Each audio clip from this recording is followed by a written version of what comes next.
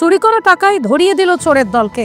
শ্যামা পুজোর দিন থেকেই নদিয়ার ধানতলা থানার আরংঘাটা, সলুয়া, সবদালপুর এবং পানিখালী মাঝদিয়ার একই দিনে 5টি বাড়িতে একের পর এক চুরির ঘটনায় পুলিশ যখন দিশেহারা, চোর ধরতে ধানতলা থানার পুলিশ রাত দিন এক করে ছুটে বেড়াচ্ছে, ঠিক সেই সময় পানিখালীর সাধারণ মানুষজন এবং ধানতলা থানার পুলিশের যৌথ প্রচেষ্টায় পানিখালী থেকে কয়েকজন সন্দেহভাজন চোরকে আটক করতে সক্ষম হলেন ধানতলা থানার পুলিশ। পানিখালীর সাধারণ মানুষের সাথে কথা বলে জানা যায়, পানিখালীর হাটের পিছনের দিকে একটি বাগানে দীর্ঘ প্রায় 2 বছর ধরে কিছু যাযাবর পরিবার তাঁবু খাটিয়ে বসবাস করে। যাযাবর পরিবারের পুরুষ মানুষগুলোকে দিনের বেলাতে পানিখালীর মানুষজন কোনো কাজ করতে বা কোথাও কাজে যেতে দেখতে পেত না। সারাদিন ওই বাগানের মধ্যেই পরিবারের সাথেই তাদেরকে থাকতে দেখা যেত। কোনো কাজকর্ম না করেও তারা বিলাসবহুল জীবনযাপন করত। তাদের প্রত্যেকের হাতেই থাকতো স্মার্টফোন, সঙ্গে ফোনে চার্জ দেওয়ার জন্য থাকতো পাওয়ার ব্যাংক। এখানেই শেষ নয়, পানিখালী বাজারের দোকানদারদের সাথে কথা বলে জানা যায়, ওই যাযাবররা দোকানে কোনো কিছু কেনাকাটা করতেই আসলেই তাদের হাতে 500 টাকার নোট থাকতো। দীর্ঘদিন ধরে তাদের বিলাসবহুল জীবনযাত্রা দেখে মানুষের মধ্যে সন্দেহ থাকলেও মানুষ ততটা গুরুত্ব সহকারে দেখেনি। কিন্তু গত 20 নভেম্বর বুধবার রাতেই পানিখালী মাঝদিয়ার এক রাতে 5টি বাড়িতে চুরি হবার পরে পানিখালীর সাধারণ মানুষজন নড়ে চড়ে বসে। এই চোরের দলকে ধরবার জন্য যখন আশেপাশের এলাকায় হন্যে হয়ে খোঁজাখুঁজি শুরু করেন, ঠিক সেই সময় গতকাল সকালে পানিখালী বাজারের কিছু মানুষজন দেখতে পায় ওই যাযাবর পরিবারের কয়েকজন ছোট ছেলে মেয়ে দোকানে চিপস কিনতে আসে। তাদের প্রত্যেকের হাতে 500 টাকার নোট। তখনই পানিখালী বাজারের উপস্থিত মানুষজনের মনের মধ্যে সন্দেহের দানা বাঁধে। সেই সময় সন্দেহবশত কিছু মানুষ ওদের আইডেন্টি প্রুফ দেখবার উদ্দেশ্যে নিয়ে বাগানে যেতেই তারা পালানোর চেষ্টা করে। সেই সময় ধানতলা থানার পুলিশের সহযোগিতায় পুরুষ ও মহিলা সহকারে কয়েকজন যাযাবরকে ধরতে সক্ষম হলেও কয়েকজন পালিয়ে যায়। পুলিশ যাদেরকে ধরতে সক্ষম হয়েছে তাদেরকে পাকড়াও করে ধানতলা থানায় নিয়ে যান। পরে সন্ধ্যার দিকে মাঠের মধ্যে তাড়া করে ওদের ভিতরকার আরও একজনকে ধরে ফেলে উন্মুক্ত জনতা। তাকে আটকে রেখে জেরা করতেই স্বীকার করে তারা রাত 1:30টার সময় বেরিয়ে পড়তো বিভিন্ন বাড়িতে চুরির উদ্দেশ্য নিয়ে। লোহা রড তালার মধ্যে ঢুকিয়ে দরজা বা গেটের তালা ভেঙে চুরির উদ্দেশ্যে ঘরে ঢুকতো। তারপরে সবকিছু চুরি করে নিয়ে পালিয়ে যেত। ভাঙা তালাগুলো তারা সব ভাঙড়ির দোকানে বিক্রি করে দিত। সে আরও বলে, এই চুরির সাথে মালদা জেলার কিছু ব্যক্তির সাথে সরাসরি যোগাযোগ আছে। স্থানীয় মানুষজনের সঙ্গে কথা বলে জানা যায়, তাদের কাছে থেকে সুতো বাঁধা সোনার গহনার স্টিকার, গহনার খালি বাক্স, এছাড়াও তাদের কাছ থেকে কিছু নগদ টাকা ও ধারালো অস্ত্র উদ্ধার হয়েছে। রড বানিয়ে নিয়ে এসেছিলি? কেমিক্যাল কোথা থেকে রড বানিয়েছিস? বাড়ি থেকে বানিয়ে। আচ্ছা, কি করে ভাঙলি? রড দিয়ে কি করে ভাঙিস? ওই ভেঙে দে, মুটকে করে ভেঙে দে। মোটাতে ভেঙে দেয়, তাই তো? তালা ভেঙে দেয় মালদা দিয়ে। আর এখান থেকে তালা নিয়ে তো মালদায় নিয়ে যাস? সোনাও মালদায় নিয়ে যাস, তাই তো? সোনাও মালদা বিক্রি করিস? আর ক্যাশ টাকাগুলো? কালকে 55,000 টাকা চুরি করেছি, ক্যাশ টাকাগুলো কোথায় নিয়ে গেল? কাল যাইনি, কালকে এর মধ্যে কবে বেরিয়েছিস? পরে পুলিশকে খবর দিলে পুলিশ এসে ওই ব্যক্তিকে ধানতলা থানায় নিয়ে যায়।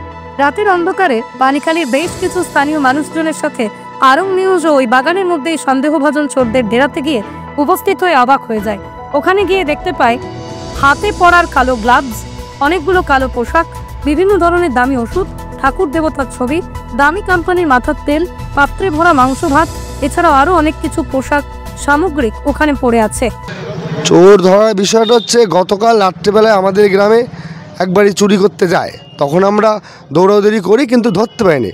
কিন্তু আজকে আমাদের সন্দেহবশত এই যে রোহিঙ্গা নাকি এরা বেঁধে, এদের আইডি প্রুফ আমরা দেখতে যাই।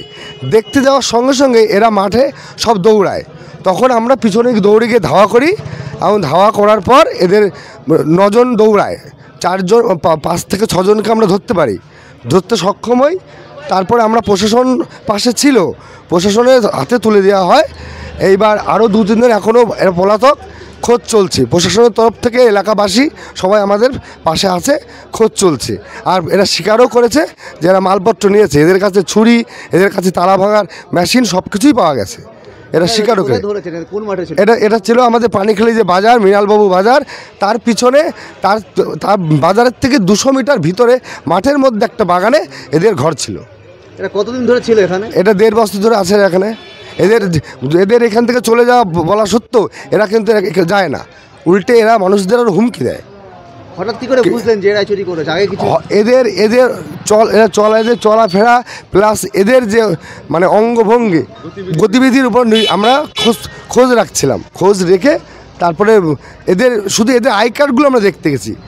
তাতে এরা যখন দৌড়ায় তখন আমরা শিওর হয়ে যাই যে এরা চুরির সাথে যুক্ত থাকতে পারে। এদের কাছ থেকে কিছু উদ্ধার করেছেন মালপত্র? মালপত্র সব ফাঁকা বাক্স সোনা পাওয়া গেছে, এমনি মালপত্র কিছু পাওয়া যায়নি। ঠিক আছে, মালপত্র কোথায় বিক্রি করে সেটা প্রশাসন বলতে পারবে, আমরা তো বলতে পারবো না। কিন্তু এদের কাছে সব ওই সোনার বাক্সগুলো পাওয়া গেছে ওই 9টা 10টার থেকে। আর ধরা পড়েছে কখন? ধরা পড়েছে প্রথম 3 জন ধরা পড়েছে সঙ্গে সঙ্গে, আর তারপরে আমরা দৌড়াদৌড়ি করে ওই ঘন্টা 4 লেগেছে সব ধরতে। আরও 2 জন এখনও বর্তমানে মাঠে আছে, তাদের ধরার জন্য লোক প্রশাসনের সহিত আছে। প্রশাসন কিছু নিয়ে এসে চলে গেছে নাকি? প্রশাসন ওদের নিয়ে গেছে, এখন জানি না ওরা কোথায় আছে, হাসপাতালে না হচ্ছে হাসপাতালতে ঘুরিয়ে আমরা যেটা শুনলাম, তারপরে হচ্ছে নিয়ে গেছে থানায়। এই মুহূর্তে হয়তো ওরা থানায় আছে। আর আমরা যদি কিছু বলতে যেতাম উল্টে আমাদের সাথে ঝগড়া করতো, মানে মনে হতো যেন ওদেরই এলাকা, তো যে তোমরা এখান থেকে উঠে যাও, কেন লোকে নিয়ে যাচ্ছিল। তা মা বলছে যে ওদের পুলিশে ধরে নিয়ে গেছে, যদি ছেড়ে দেয় তো ওরা তো জিনিসগুলো খোঁজ করবে, তখন আমরা রেখে দিলাম, আসলে দিয়ে দেবো। ওরা প্রচুর দিন, প্রায় 2.5 বছর হতে গেছে আসছে যাচ্ছে। কোনোদিন কি কিছু বুঝতে পেরেছিলেন যে ওরা এইসব কাজকর্মের সঙ্গে জড়িত আছে? না, আমরা ওইসব কিছু বুঝিনি, কারণ ওদের আমরা সারাদিনই দেখতাম এই বাগানের মধ্যেই থাকতো, যে কাউকে কোথাও। এবার রাত্রের বেলায় তো আমরা দেখতে যাব না, কারণ আমরা ফ্যামিলিতে মেয়ে ছেলে থাকি, আমরা তো রাত্রেবেলা ওইদিকে যাব না। রাত্রে কোথায় যাচ্ছে সেটা আমরা বলতে পারবো না, কিন্তু দিনের বেলা আমরা কখনো ওদের কোথাও যেতে দেখিনি, বেটা ছেলেদেরও না আর মেয়েদেরও না।